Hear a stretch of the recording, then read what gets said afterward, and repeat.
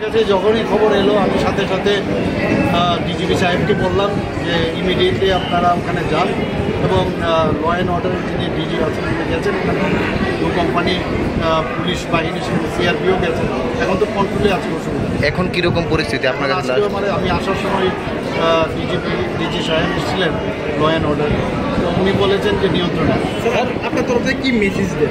Message দেবো, আমরা তো শান্তি সম্প্রতি বিশ্বাস করি, আমরা মানে এই ধরনের থেকে যেন এবং বিশেষ করে গুজব যেন না ছড়ায়, এবং একটা ঘটনা হয়েছে, ঘটনার তদন্ত হবে এবং ঘটনা কী কারণে হয়েছে সব খবর তো আসবেই।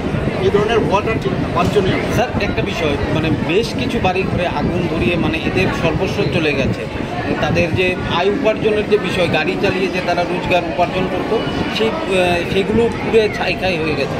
বিষয়ে পুরো ডিটেলস আমার কাছে এখনও আসেনি, যখন আসবে তখন আমি নিশ্চয়ই দেখব বিষয়গুলো। আমাদের সরকার অত্যন্ত মানে সংবেদনশীল, আপনি সবাই জানেন, তো সেটা আমরা দেখব।